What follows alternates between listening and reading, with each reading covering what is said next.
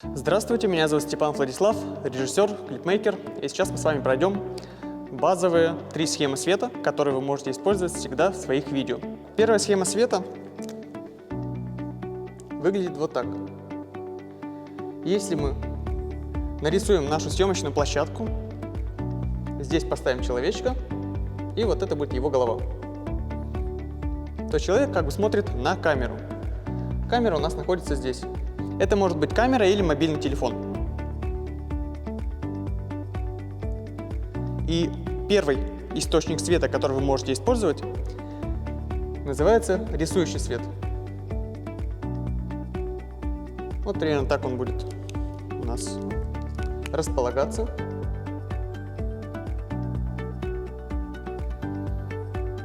И освещает нашу модель под углом 45 градусов. Где вы можете найти подобный рисующий свет? Самый простой вариант – это, конечно же, свет от окна. То есть вы просто подходите к окну, включаете ваш телефон, фиксируете экспозицию.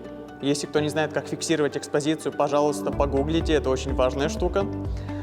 То есть долго удерживаете на мобильном телефоне зону фокусировки, у вас появляется квадратик и написано значение фокуса и экспозиции зафиксированы. Если ваш кадр пересвечен, мы начинаем солнышко наше опускать вниз. Если не досвечен, соответственно, наверх. Вот вкратце, как можно зафиксировать экспозицию. Вернемся к нашему рисующему свету. Примерно вот такую картинку вы получите с рисующим светом от окна. Мы видим, что здесь у нас довольно большие источники, и дома вы не всегда можете воспользоваться подобным.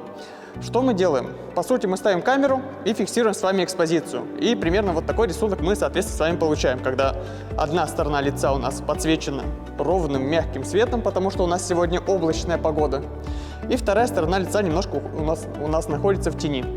Соответственно, когда мы можем применить подобную схему? На самом деле, данная схема весьма неплохая, если мы делаем какой-то утренний портрет.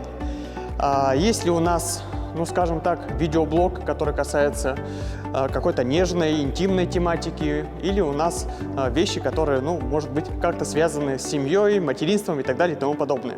В целом, это довольно мягкая схема света, только с одним источником. Но, как мы понимаем, один источник – это не всегда удобно. Поэтому, соответственно, нам нужно что-то придумывать. Второй фактор, который влияет, это, конечно же, солнце.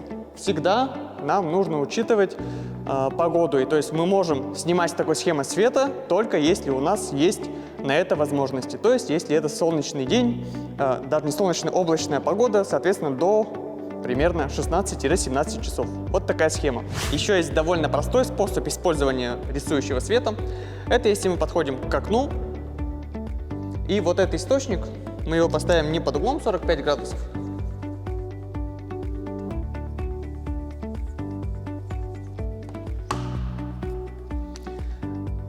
а вот таким вот образом. То есть камера будет находиться у нас вот здесь. Соответственно, мы подходим к окну и начинаем нашим мобильным телефоном, просто в режиме селфи, показывать все, что у нас происходит за спиной. Такой вариант тоже нас вполне устраивает. Это самый дешевый, самый бюджетный вариант, который мы можем получить. Однако всегда мы должны учитывать те факторы, которые у нас не контролируются. Например, погода. То есть понятно, что в облачную погоду будет рассеянный свет, он не будет давать жестких теней, и, соответственно, у вас будет хорошая картинка. Но в солнечную погоду, ну, нужно будет постараться, чтобы такую картинку получить.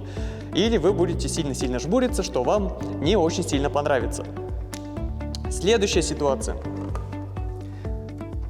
Итак, мы запомнили, что у нас есть рисующий свет, и его мы можем просто поставить от окна. Вот он у нас здесь, под углом 45 градусов. Итак, это у нас рисующий.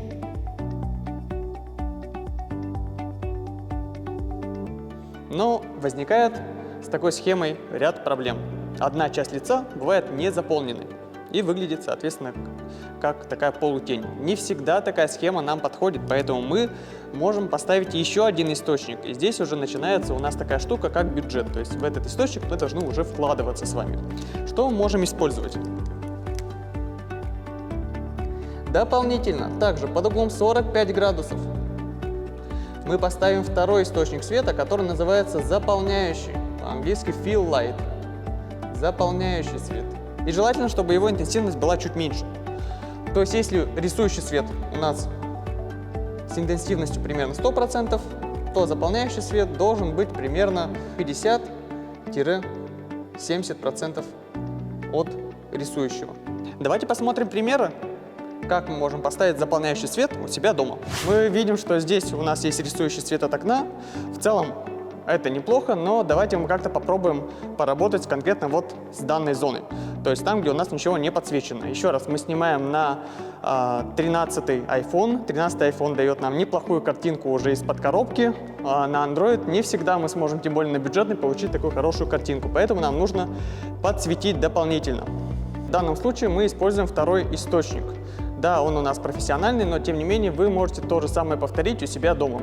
Так как у нас довольно большой источник свет от окна, мы, соответственно, должны компенсировать таким же большим источником, довольно мощным. В данном случае это у нас светильник Godox SL60 стоимостью от 10 до 12 тысяч рублей. То есть это более-менее такая профессиональная аппаратура. Третий вариант интересной схемы света, если мы будем использовать какие-то отражатели. Отражатели точно так же дают нам дополнительный заполняющий свет. Давайте посмотрим, как это работает. Свет от основного источника, соответственно, мы можем перенаправить на лицо нашей героини. Желательно сделать так, чтобы теневые участки у нас пропадали. Вот так у нас получается с отражателем и вот так без него. Еще раз. С отражателем и без него. Стоимость подобных отражателей варьируется. Если мы рассматриваем AliExpress, то примерно от 600-800 рублей и заканчивая уже огромными отражателями во весь человеческий рост, примерно в районе 4-5 тысяч рублей. Очень хорошая штука, особенно если мы снимаем на улице, особенно если мы снимаем в солнечный день. На этом схемы с использованием естественного освещения у нас заканчиваются, которые мы можем повторить дома, и попробуем немножко поработать с неестественным источником освещения, то есть это кольцевые лампы, это софтбоксы и это LED-панель. Теперь снова взглянем на нашу схему. Мы видим, что есть рисующий свет, который светит с интенсивностью примерно 100%, то есть это наш основной источник. Мы видим, что есть заполняющий свет, который заполняет часть пространства на лице так, чтобы в нем были видны детали. Но иногда этого бывает недостаточно, поэтому еще устанавливается дополнительный источник света, который называется контровой.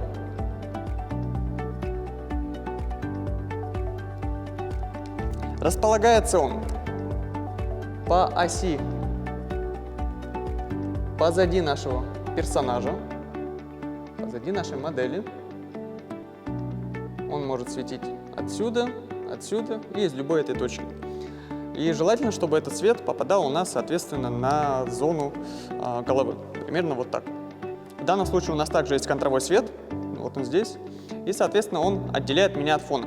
Особенно, если вы снимаете в каких-то замкнутых пространствах, где недостаточно места, чтобы куда-то отойти. Давайте попытаемся выстроить его интенсивность. Вообще наша задача, когда мы используем контровой свет, отделить нашу модель от фона. Как мы видим, фон находится на расстоянии примерно 1,5 метра, даже здесь, наверное, не 1,5, полметра. Это очень мало. Поэтому мы в целом можем попробовать вот такими ухищрениями как бы немножко наше пространство визуально увеличить и нашу модель от фона отделить. Сейчас посмотрим, как это выглядит на мобильном телефоне. Ага, да, в целом неплохо. Мы видим, если у нас какие-то элементы прически у нашей модели, скажем так, не уложены, то это, конечно же, будет, да, это будет видно в кадре. Но давайте на это мы не будем обращать внимание, а лучше обратим внимание на наш цвет. Дополнительно мы также можем использовать отражатель, который мы с вами уже брали в руки. Посмотрим, как это выглядит. Угу. Ну и вот такую схему света мы тоже с вами можем использовать. Причем отражатель, ну, как мы понимаем, если мы рассматриваем опять самый бюджетный вариант, должен держать какой-нибудь человек. Либо есть специальные стоечки, которые держат отражатель, тоже можете себе домой приобрести. Еще раз, у нас есть рисующий свет основной, заполняющий, который заполняет наши тени справа от нашей модели, да, в данном случае. И есть контровой свет, который отделяет нашу модель от фона. Благодаря вот этим 3 источникам вы можете выстроить как раз хорошую кинематографическую картинку. В целом этого достаточно, и вы можете повторить вот эти рисунки при помощи бытовых приборов. Что же мы можем с вами использовать? Конечно же, первый прибор, который начинают использовать, это вот такие замечательные кольцевые лампы. Однако у кольцевых ламп есть свои минусы. Как вы понимаете, радиус, да, вот этой лампы, он не позволяет нам полностью осветить модель так, чтобы она смотрелась, ну, скажем так, студийно, чтобы она смотрелась дорого, да? В каком режиме мы можем использовать данную лампу? Конечно же, самый простой режим, который мы можем использовать, это селфи-режим. Мне сейчас предоставит телефон, и я попытаюсь ее подключить. Соответственно, с данной кольцевой лампой вы все прекрасно знаете, как пользоваться. Мы устанавливаем телефон в режим селфи и, соответственно, получаем ту картинку, которая у нас есть. Для примера я запишу сейчас себя. Да, у меня есть еще несколько источников, поэтому у меня все хорошо освещается. Но если бы этих источников не было, все выглядело бы гораздо грустнее. Примерно вот так. И, как мы видим, стало гораздо темнее. Я начинаю увеличивать экспозицию. И при увеличении экспозиции, во-первых, у меня может быть немножко другой баланс белого. Соответственно, вот тон кожи, который у меня есть, он сейчас не совсем тот, что нужен, да, не совсем тот, что у меня в реальной жизни. Поэтому я сейчас заново перенастроюсь и попытаюсь включить свет. Я фиксируюсь на себя. У меня обязательно должен быть пункт фиксации экспозиции и фокуса. Мы видим сейчас ситуацию, когда у нас объекты пересвечены, да, это не очень хорошо. Что мы делаем? Мы нажимаем долго, выходит значок фиксация экспозиции и фокуса. Да, в данном случае у нас телефон пока не видит. Делаем чуть ярче. Тоже мы поднимем яркость дисплея, чтобы вы увидели, что происходит у нас здесь. Фиксация экспозиции и фокуса.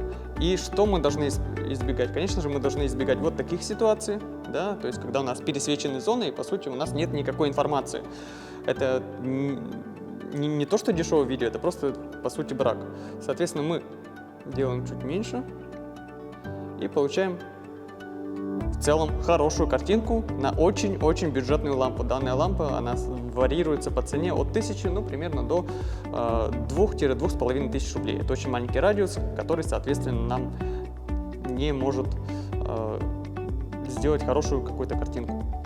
Мы с вами увидели, что кольцевые лампы не дают нам, к сожалению, ту картинку, которую хотелось бы. Потому что если мы посмотрим, что происходило вот в бэкстейдже, то есть те камеры, которые снимали общий план, да, как у нас это все выглядело, мы видели, что зона, которую покрывает вот данная лампа, она довольно ограничена. Да? Соответственно, мы должны как-то решать эту проблему. Всегда снимать в селфи-режиме мы с вами не можем. Вторая проблема в том, что селфи-камера гораздо хуже основной камеры, которая находится у нас на мобильном телефоне. Поэтому мы должны приобрести какое-то дополнительное оборудование. Есть, конечно, выход с использованием кольцевых ламп, когда мы используем лампы чуть побольше. Сейчас мне ее внесут. Это наша замечательная лампа,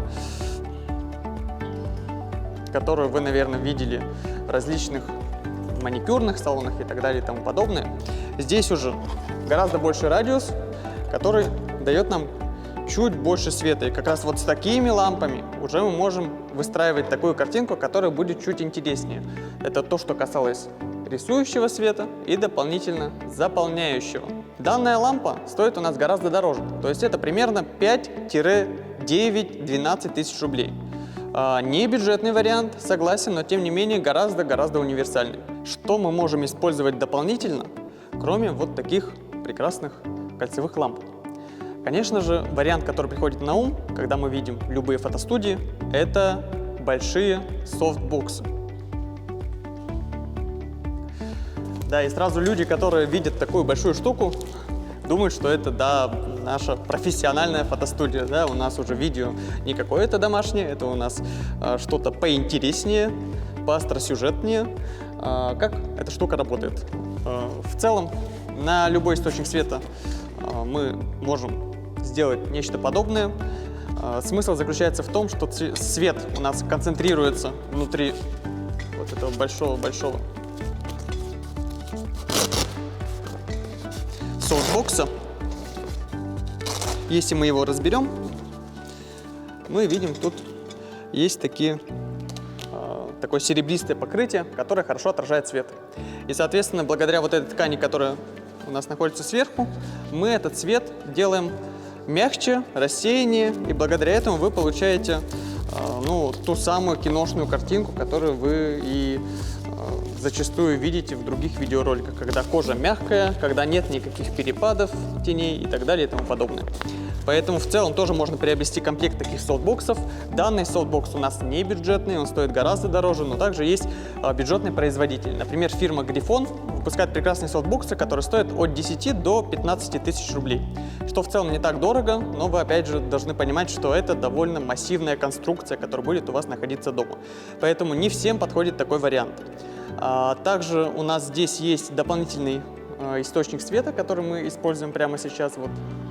Это софтбокс в разобранном варианте, тоже фирмы Грифон. Грифон LV460, вообще это фотосвет, но тем не менее это постоянный источник освещения, который и нам в том числе помогает делать наши видео. Как мы видим, и без софтбокса эта штука работает довольно хорошо и справляется со своей задачей.